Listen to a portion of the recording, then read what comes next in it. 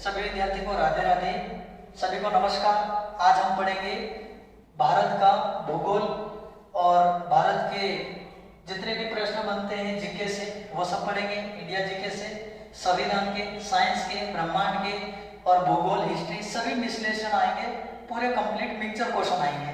तो हम चलो शुरुआत करते हैं बिना टाइम गए हुए। और आज हमारे साथ है हमारे विक्रम भाई, जो कि आज क्वेश्चन के सारे का जवाब उत्तर तो सभी यही बताएंगे और उत्तर का गहरा अध्ययन करके विश्लेषण करके हम इसको मॉडिफाई करेंगे आगे की ओर। चलो तो शुरू करते हैं हम स्टैटिक जीके। सबसे पहले हम क्वेश्चन नंबर फर्स्ट पर आते हैं। तो चलिए हम पढ़ते हैं आगे की ओर। क्वेश्चन नंबर पहला है, तो बताइए विक्रम इसका राइट आंसर क्या बनेगा। सबसे लंबी तट रेखा किस राज्य की है? ऑप्शन ए है आंध्र प्रदेश, ऑप्शन बी है तमिलनाडु, ऑप्शन सी है गुजरात और ऑप्शन डी है उड़ीसा। बताइए इसका राइट आंसर क्या होगा। तो राइट आंसर तो गुजरात आएगा इसका। बस इतना ही? हाँ सर। गुजरात, ये तो दुनिया को याद है गुजरात होगा, पर इसके बारे में आप आगे पढ़ेंगे इसमें क्या क्या चीजें होती है। तो राइट आंसर क्या होगा? एकदम बिल्कुल सही उत्तर। राइट आंसर क्या बनेगा? भारत में सबसे लंबी तट रेखा यानी कि सबसे लंबी तट रेखा सीमा किसकी होती है? गुजरात की होती है। लेकिन सबसे ज्यादा भारत का सबसे ज्यादा भारत की सीमा किस देश से लगती है? तो आप क्या बताओगे? सबसे ज्यादा किससे लगती है? सबसे ज्यादा बांग्लादेश से लगती है। भारत की सीमा सबसे ज्यादा बांग्लादेश से लगती है और सबसे कम किस देश से लगती है? ये सबसे क्या लगती है? ज्यादा। और ये क्या लगती है? सबसे कम किससे लगती है? आप कहोगे अफगानिस्तान। देखिए इसको एक छोटा सा नक्शा बना रहे हैं, ध्यान दीजिए। यहां पर हम बना रहे हैं इंडिया का छोटा सा, हमारा प्यारा इंडिया का एक नक्शा बना रहे हैं। थोड़ा सा इसको सही बनाते हैं अपन। ये हमारा दक्षिण भारत का हिस्सा है और इसी प्रकार का हमारा क्या है? भारत। तो देखिए यहां पर आ जाता है अपना अफगानिस्तान, ये हो जाता है पाकिस्तान, और यहाँ पर ये चीन, और ये क्या नेपाल, और यहाँ पर ये भूटान, और यहाँ पर ये म्यांमार, और यहाँ पर ये बांग्लादेश। तो राइट आंसर क्या बनेगा? सबसे ज्यादा बांग्लादेश से, सबसे कम अफगानिस्तान से। लेकिन सबसे लंबी तट रेखा का मतलब क्या हो जाएगा? तट का मतलब होता है समुद्री सीमा। तो देखिए यहाँ से गुजरात लग रहा है पूरा यहाँ तक, तो इसका मतलब समुद्र से सबसे ज्यादा सीमा किस राज्य से लगती है? गुजरात से। चलो नेक्स्ट पॉइंट आगे स्टार्ट करते हैं। बताइए विक्रम सेकंड क्वेश्चन में उत्तर राइट क्या होगा? बताइए इसका उत्तर क्या होगा? टिहरी जल विद्युत परियोजना कहां पर स्थित है? आपको राज्य और गांव बताना है और कहां पर है। तेलंगाना मिजिरा नदी के किनारे, उत्तराखंड भागीरथी नदी के किनारे, या आंध्र प्रदेश पेनार नदी के किनारे, या फिर उत्तर प्रदेश सोन नदी के किनारे। बताइए इसका राइट आंसर क्या होगा। सर इसका ऑप्शन नंबर बी आएगा, उत्तराखंड भागीरथी नदी। इसका ऑप्शन नंबर क्या आएगा? Option number B. Option number B इसका राइट आंसर क्या होगा? बिल्कुल एकदम सही उत्तर है। Option number B is the correct answer. पर इतने से क्या एग्जाम पास होती है? नहीं, ये तो फैक्ट है। चलो इसके बारे में डिटेल समझते हैं। मुझे बताओ, अगर टिहरी बांध उत्तराखंड में है और भागीरथी नदी के किनारे है, तो मुझे बताओ बाखड़ा नागल बांध कौन सी नदी के किनारे? बाखड़ा नागल बांध ये कौन से नदी के किनारे? सतलज नदी इज द बिल्कुल सही उत्तर। तो देखिए ये भी दो बांध है, बाखड़ा बांध पंजाब में, नागल बांध हिमाचल प्रदेश की सीमा पर है। तो ये कहां पर होगा? पंजाब में, और ये कहां होगा? हिमाचल प्रदेश में होगा। तो देखिए बाखड़ा नागल बांध भारत का सबसे ज्यादा गुरुत्वाकर्षण से ग्रेविटी बांध है, सबसे ऊंचा बांध है। कौन सा? टिहरी बांध। और सबसे ऊंचाई गुरुत्वाकर्षण के आधार पर बना हुआ सबसे बड़ा बांध कौन सा है भारत का? बाखड़ा नागल बांध। लेकिन सबसे बड़ा बांध कौन सा है? आप कहोगे सर कौन सा बांध होगा? हीराकुंड कौन सा होगा? हीराकुंड बांध। ये कहां पर है? हीराकुंड बांध कहां पर है? आप कहोगे सर कहां पर है? राज्य कौन सा है? उड़ीसा। और कौन सी नदी पर है हीराकुंड बांध? आप कहोगे महानदी। महानदी है ना जो छत्तीसगढ़ से निकल के जाती है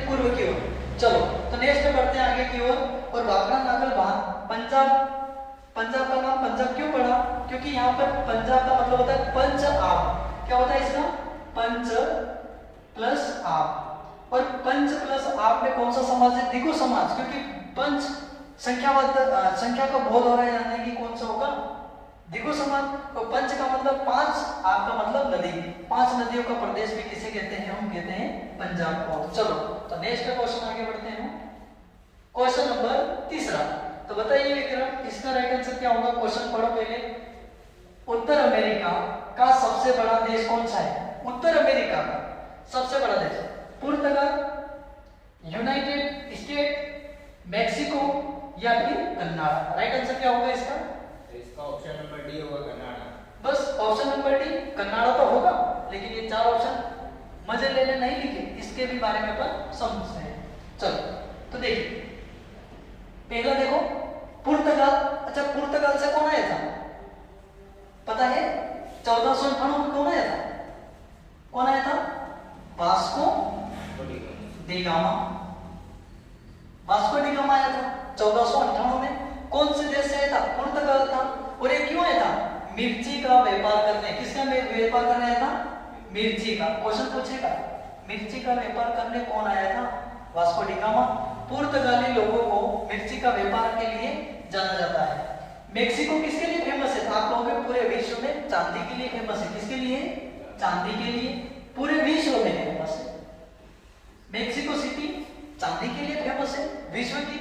लेकिन कनाडा भारत में कनाडा विश्व में दूसरे नंबर पर आने वाला क्षेत्रफल के आधार पर दूसरा बड़ा देश है। कौन सा? कनाडा। और ये किसमें आता है? उत्तर अमेरिका में, दक्षिण अमेरिका में नहीं। किसमें आता है? उत्तर अमेरिका में।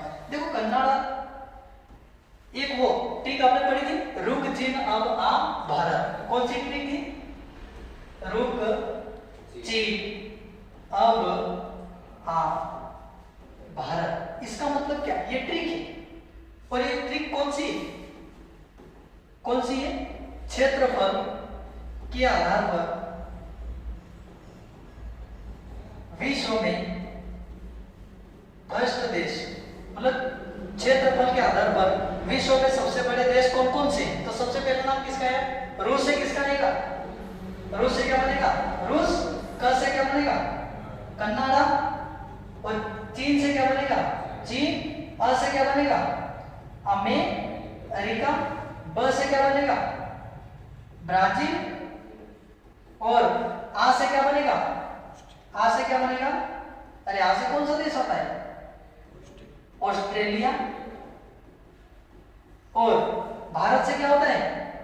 भारत। ये तो सबको पता है भारत। तो मुझे बताओ कुल कितने देश है सबसे बड़े? 7 देश हैं।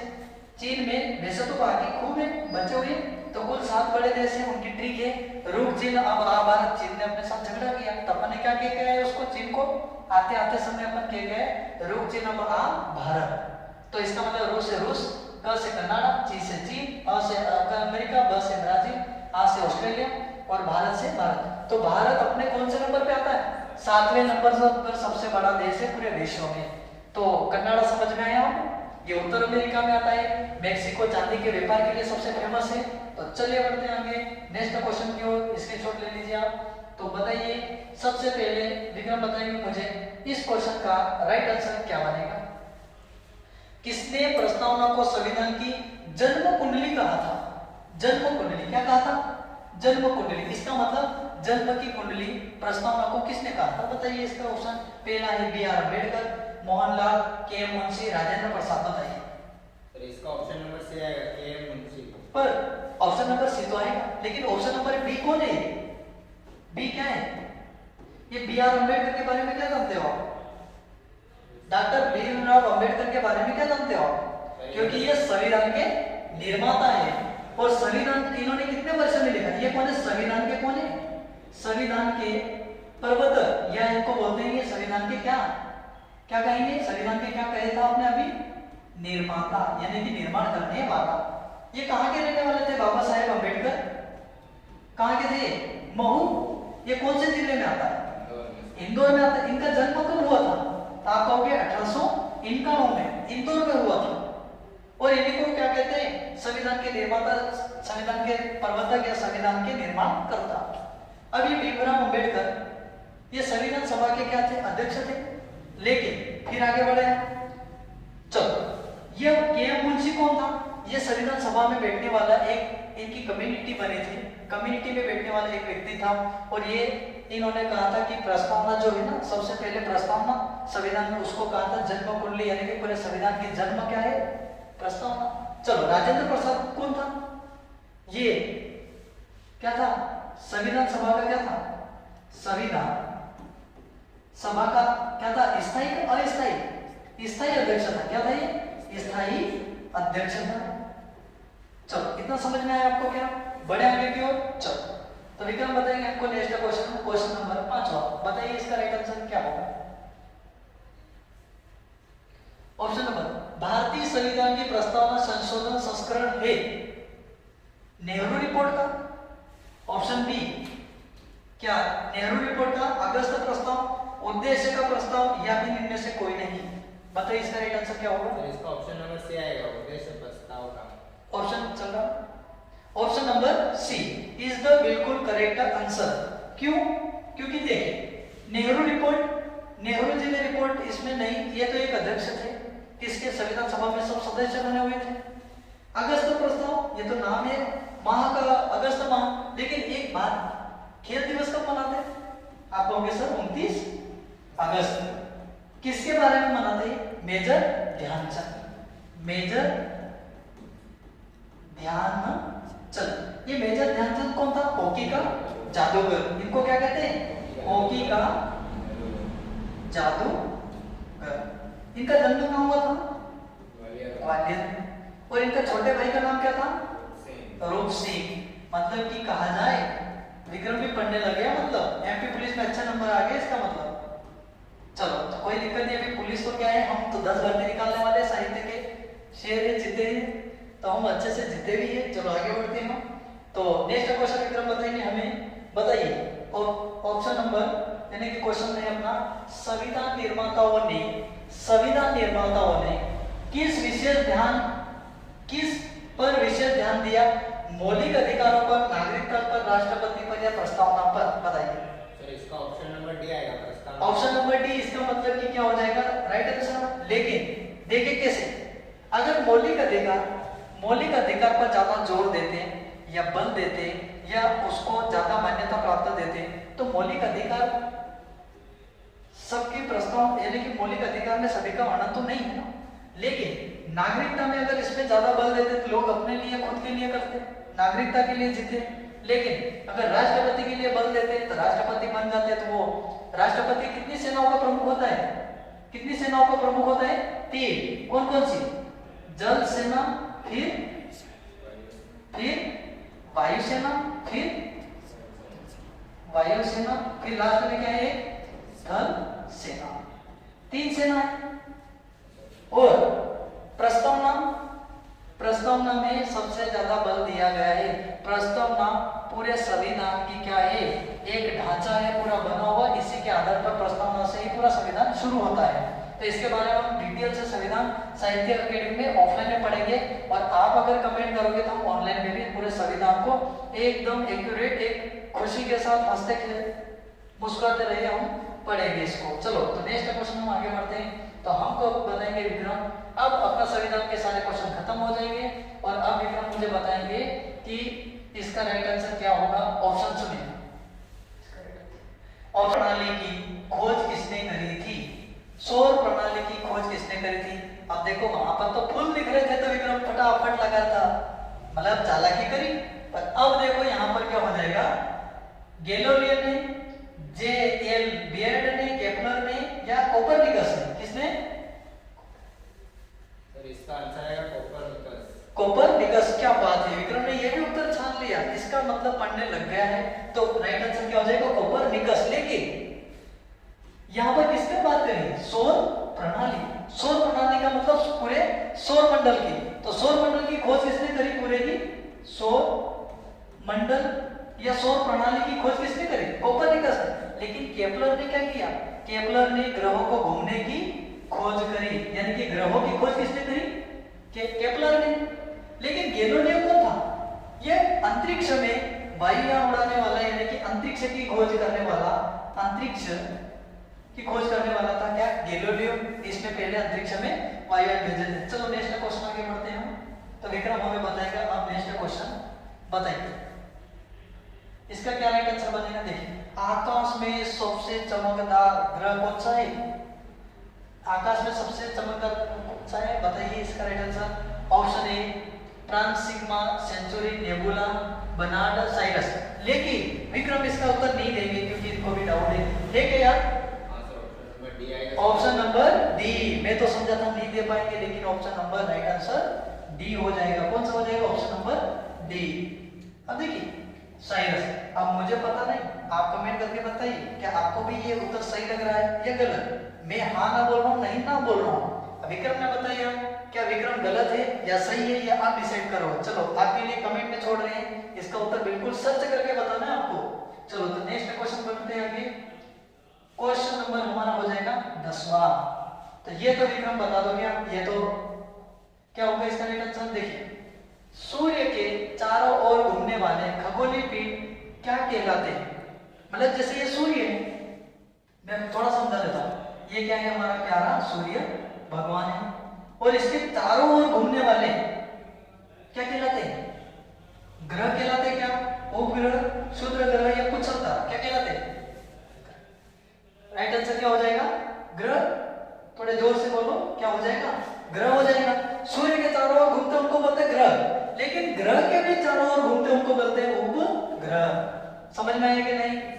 सूर्य के चारों ओर घूमते परिक्रमा करते, क्या करते हैं? परिक्रमा, उनको क्या बोलते हैं हम? ग्रह। लेकिन ग्रहों की भी परिक्रमा करते हैं, उनको बोलते हैं उपग्रह। जैसे कि उदाहरण के लिए गांव में सरपंच होता है, तो ये कौन है? गांव में क्या है? ये सरपंच है घूमने वाले। ये पंचायत है और ये घूमने वाले क्या है? सरपंच। चुनाव के दिन में घूमते हैं, लेकिन उनके भी पीछे कौन घूमता है कि बाद में? उप सरपंच। अरे सरपंच के बाद में कौन घूमता है उसके पीछे?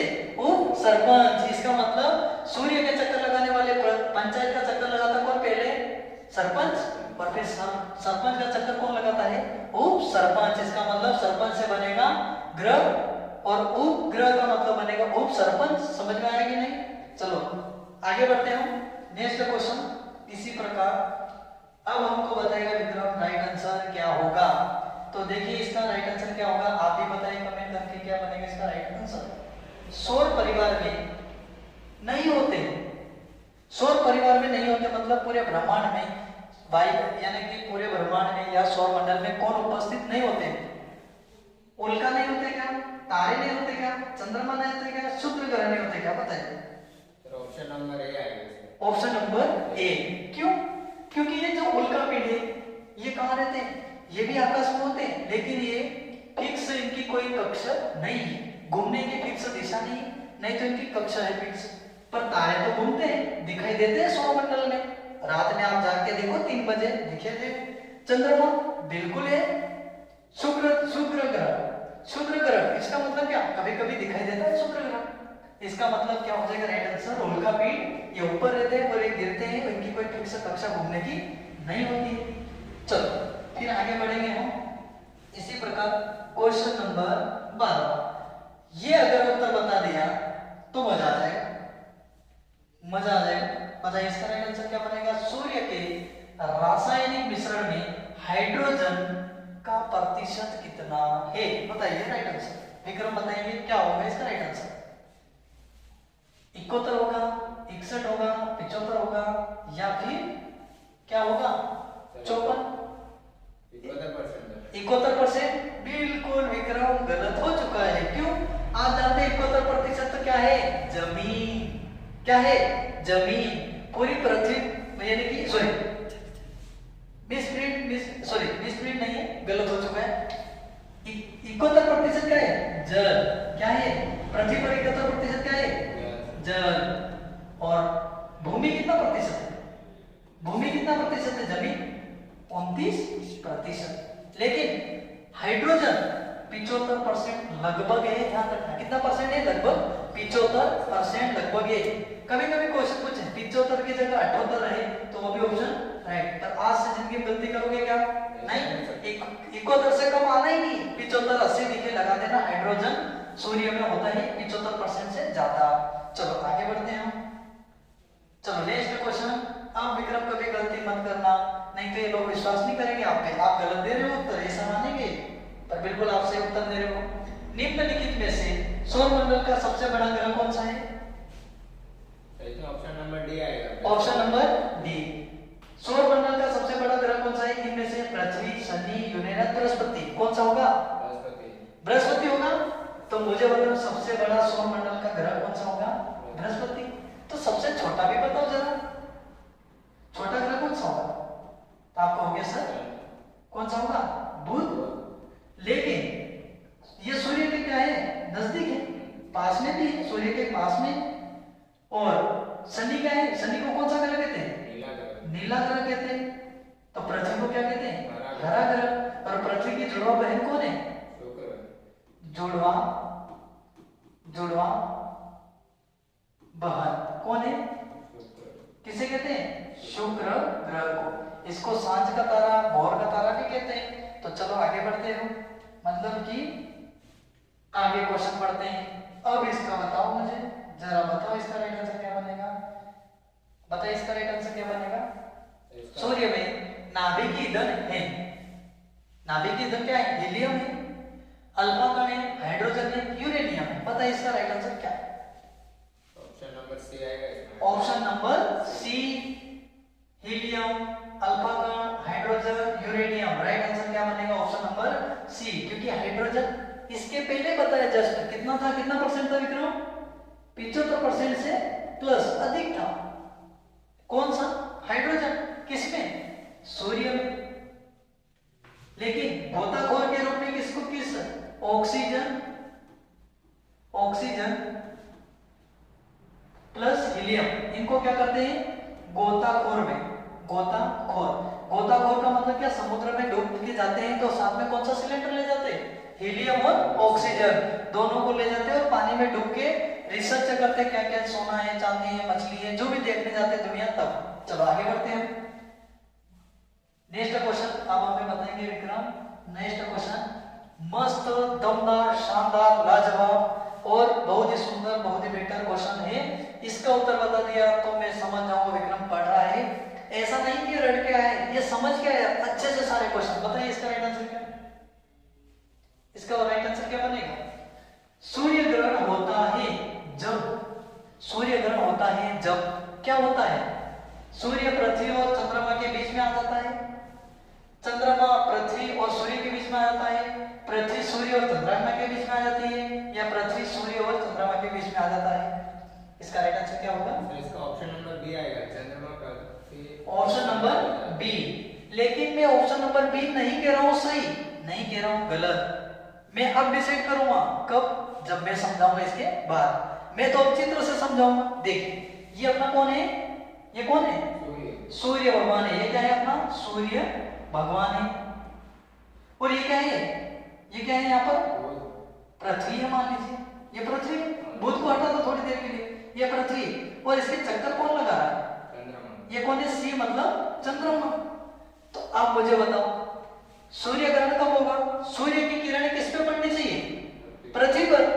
अब ये चंद्रमा यहाँ पर है, लेकिन ये चंद्रमा क्या कर रहा है? धीरे धीरे धीरे धीरे क्या करेगा? परिक्रमा करेगा, घूमेगा। तो अगर ये चंद्रमा अभी यहाँ है तो एक समय ये यहाँ पर आएगा कि नहीं, ये बताइए। तो एक समय अगर ये चंद्रमा यहाँ पर आ जाएगा, कहाँ पर? इन दोनों के बीच में थोड़ा दूर बना देते हैं। ये अपनी पृथ्वी है और यहाँ पर ये कौन है? चंद्रमा। तो अब ये पृथ्वी, ये अपनी पृथ्वी और ये सी है मतलब चंद्रमा। चंद्रमा अब घूम रहा है इस पृथ्वी के चारों ओर घूम रहा है, और सूर्य से क्या आ रही है? सब किरण आ रही है। तो एक समय ये चंद्रमा पृथ्वी का चक्कर लगाएगा, क्योंकि ये सरपंच है और ये क्या है? उप सरपंच। तो ये उपग्रह है और ये ग्रह। तो ये घूम के आएगा, एक समय ये अपनी कक्षा के बीच में आ जाएगा और यहाँ पर आएगा। तो मुझे बताओ इन दोनों के बीच में कौन है? चंद्रमा। और चंद्रमा अगर बीच में आ गया तो यहाँ से जो लाइट या फिर प्रकाश पृथ्वी तक पहुंचेगा क्या? नहीं पहुंचेगा, तो अंधेरा हो जाएगा थोड़ी देर के लिए। तो हम कहेंगे राइट आंसर क्या बनेगा? चंद्रमा पृथ्वी और सूर्य के बीच में आ जाता है। चंद्रमा पृथ्वी और सूर्य के बीच में आ जाता है। तो राइट आंसर बिल्कुल एकदम करेक्ट उत्तर होगा ऑप्शन नंबर बी। लेकिन ऑप्शन पहला भी तो हो सकता है। अब ये क्या है? सूर्य सूर्य पृथ्वी और चंद्रमा के बीच में आएगा क्या?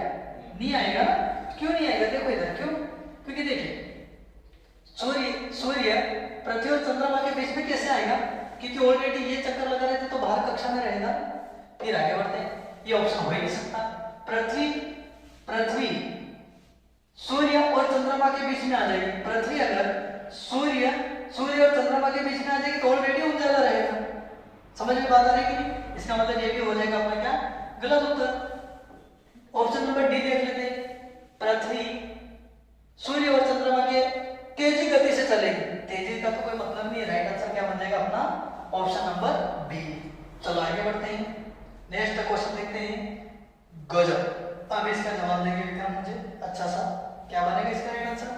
चंद्र ग्रहण कब होता है बताइए? जब सूर्य पृथ्वी और चंद्रमा के बीच होता है। चंद्रमा पृथ्वी और सूर्य के बीच होती है। पृथ्वी सूर्य और चंद्रमा के बीच होता है। पृथ्वी सूर्य और चंद्रमा के बीच होता है। इसका राइट आंसर क्या बनेगा? अब तो मुझे समझना ही पड़ेगा। देखो ये क्या बना अपना? सूर्य। ये क्या है? सूर्य भगवान है। और यहां पर क्या है? क्या है ये? पृथ्वी। और उन्होंने पूछा चंद्र ग्रहण कब होता है? चंद्र ग्रहण का मतलब, अब ये चंद्रमा मान लीजिए पहले यहां पर था तो क्या होता था? सूर्य ग्रहण। ये क्या है? चंद्रमा। तो पहले क्या होता था? सूर्य ग्रहण, क्योंकि यहां से जो रोशनी आती थी वो पृथ्वी तक नहीं आ रही थी तो अंधेरा था तो सूर्य ग्रहण। लेकिन अब ये चंद्रमा घूमते हुए कहां पर आ जाएगा? इधर कक्षा में। और यहां से ये निकल के आ जाएगा आगे, यहां पर आ जाएगा। तो मुझे बताओ, अब जो लाइट आनी थी वो क्या चंद्रमा पर गई क्या? नहीं गई ना। इसका मतलब ये बीच में आ गया, पृथ्वी आ गई। तो हम कहेंगे इसका राइट आंसर क्या हो जाएगा? पृथ्वी सूर्य और चंद्रमा के बीच में होगी। Option number C is the correct answer. चलो आगे बढ़ते हैं। दमदार क्वेश्चन है, मजेदार। ये क्वेश्चन बता दिया तो मजा आ जाएगा। बताइए इसका राइट आंसर? इसका राइट आंसर क्या बनेगा? सूर्य के सबसे नजदीक कौन है? तो इसका ऑप्शन नंबर ए आएगा। Option number A. पर ये गलत है कि सही मुझे पता ही नहीं। बुध होगा, शुक्र होगा, मंगल होगा, बृहस्पति।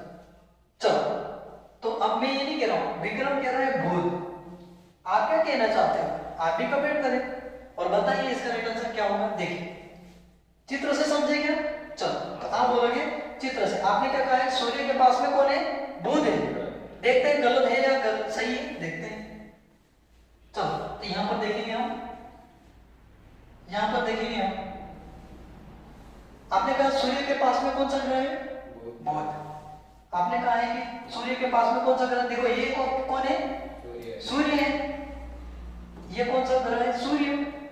और ये कौन सा है? बुध। मरकरी, वेनस, ये अपने क्या हो जाएगा? शुक्र। अर्थ मतलब पृथ्वी, मार्स यानी कि मंगल, और जुपिटर यानी कि बृहस्पति, और सैटर्न यानी कि कौन सा हो जाएगा?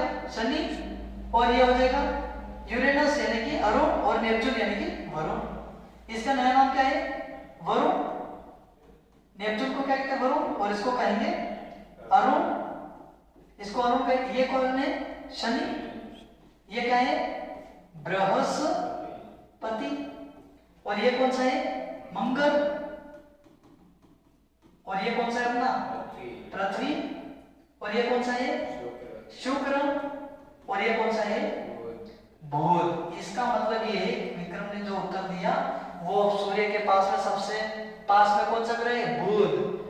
और मुझे एक बात बता दो, सबसे दूर कौन सा है? आप कहोगे नेपच्यून यानी कि वरुण। लेकिन सबसे बड़ा ग्रह कौन सा होगा? बृहस्पति, क्योंकि दिख ही रहा बड़ा बृहस्पति है। फिर इससे बड़ा कौन है? शनि। फिर इसके बाद तीसरा बड़ा ग्रह कौन सा है? पृथ्वी। सबसे बड़ा बृहस्पति, सेकंड बड़ा शनि, तीसरा बड़ा पृथ्वी।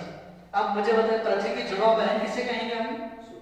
शुक्र को कहेंगे। देख सकते हो यहाँ पर एक क्वेश्चन आया था, पृथ्वी की जुड़वा बहन कौन है? देखो पृथ्वी के पास में कौन है? शुक्र। इसको कहेंगे हम बुध, शुक्र, पृथ्वी, मंगल, बृहस्पति, शनि, अरुण, वरुण। तो सूर्य में सबसे ज्यादा कौन सी गैस पाई जाती है? हाइड्रोजन। पृथ्वी को क्या बोलते हैं? नीला, सॉरी क्या कहेंगे? हरा ग्रह। तो चलो हम आगे बढ़ते हैं। विक्रम ने बिल्कुल सही उत्तर दिया। इसके पास में कौन है? सबसे पास में सूर्य के पास में कौन है? बुध। लेकिन एक पॉइंट नोट कर ले, आप कौन सी भी जीवन में भर्ती देने जा रहे हो परीक्षा, क्वेश्चन पूछेगा बुध अपनी परिक्रमा कितने दिनों में करता है? तो आप कहोगे सर 88 दिन में अपनी पूरी परिक्रमा कर लेते। लेकिन पृथ्वी कितने दिनों में? 365 दिन में। ये ज्यादा दिन क्यों लगा? क्योंकि ये दूर भी तो है, तीसरे नंबर पर है। अभी क्वेश्चन पूछा सूर्य से पृथ्वी का नंबर कौन सा है? तीसरा है। बुध शुक्र पृथ्वी मतलब तीसरे नंबर पे। अब ये 88 दिन में क्यों? क्योंकि पास में तो दौड़ दौड़ के घूम जाएगी। अरे हाँ यार, एक मान लीजिए एक खुंटे से बंधी है गाय, तो पास में रहेगा तो जल्दी दौड़ेगी, एक दूर रहेगा वो ज्यादा देर थोड़ा टाइम लगेगा, और तीसरा बड़ा होगा वो तो और भी टाइम लगेगा। इसका मतलब क्या? पृथ्वी 365 दिन में। और ये कितनी झुकी हुई है पृथ्वी? 23 डिग्री 1/3 सही झुकी हुई है। 6 मान लो इसको, 6 मान सकते हैं आपको, 2 सही 6 या 1/6। तो चलो आगे बढ़ते हैं। नेक्स्ट क्वेश्चन हम कहां तक पहुंच गए थे? ये क्वेश्चन हमारा बचा है, 2 क्वेश्चन बचे हमारे। सबसे पहला क्वेश्चन है, बताइए, पहला नहीं ये सेकंड लास्ट क्वेश्चन बताइए, इसका राइट आंसर क्या होगा? पृथ्वी के सर्वाधिक निकट कौन सा ग्रह है? गजब। अब भी पढ़ा है पृथ्वी के पास में कौन है? शुक्र, बुध, मंगल, बृहस्पति, शनि। क्या होगा इसका right answer? Option number A शुक्र, क्योंकि पास में ये तो उधार भी ले लेंगे, इसका मतलब जुड़वा बहन है, दोनों सिस्टर है। इसका मतलब क्या है? राइट आंसर पृथ्वी की जुड़वा बहन क्या होगा? शुक्र। बुध कितने दिन में परिक्रमा करता है? 88 दिन। शुक्र को क्या कहते हैं? या सांझ का क्या कहते हैं? सांझ का तारा। एक हेली धूमकेतु, नाम सुना था क्या? हेली धूमकेतु कितने वर्ष में आता है? 76 वर्ष में एक बार दिखाई देता है, 76 वर्ष में दिखाई देता है। लेकिन मंगल ग्रह को क्या कहते हैं? लाल ग्रह। मंगल ग्रह को क्या कहते हैं? लाल ग्रह। शनि को क्या कहते हैं? नीला ग्रह। लेकिन ग्रहों के देवता, ब्रह्मांड के देवता कौन है? सबसे बड़ा ग्रह कौन सा है? बृहस्पति। तो उसको कहेंगे ब्रह्मांड के देवता। इसी प्रकार आगे बढ़ेंगे। और पृथ्वी पर पानी कितना प्रतिशत है? 71। ये क्या है? पानी या जल। भूमि कितना प्रतिशत है? 29%। तो कुल मिला के, लेकिन एक नाम आता है उसको भी डाउट कर ले। हाइड्रोजन कितना प्रतिशत है? सबसे ज्यादा पाई जाने वाली गैस कौन सी है? कितना प्रतिशत? 78%।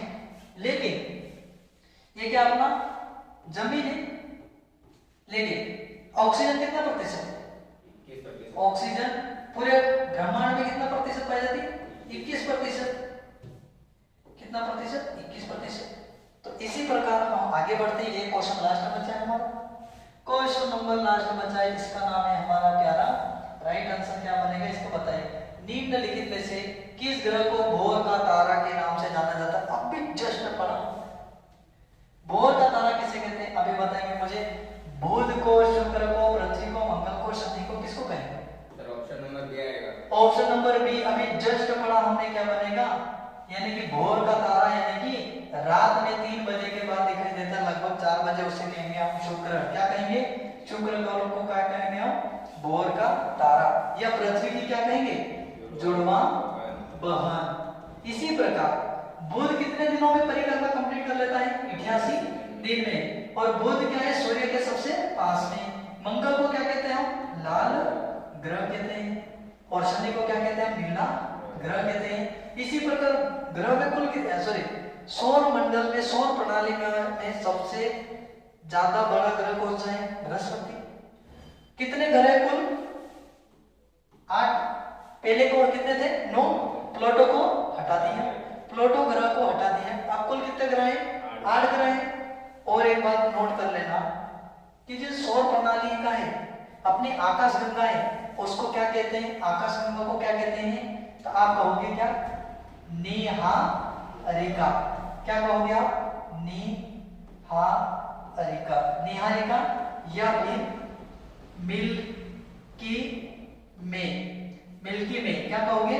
मिल्की में या निहारिका। और हमारी आकाशगंगा निहारिका है। इसी प्रकार पढ़ने के लिए आप लोग साहित्य चैनल को सब्सक्राइब करें और जितना समझ में आया कल जोड़ने के लिए आप अपने दोस्तों को शेयर करें, स्टेटस लगाएं और अधिक से अधिक शेयर करें। इसी तरह हम क्वेश्चन लाएंगे, मैं और मेरे साथ में विक्रम। इसी तरह लाइक करें, फॉलो करें, सब्सक्राइब करें। धन्यवाद, शुभकामनाएं सभी को। राधे राधे।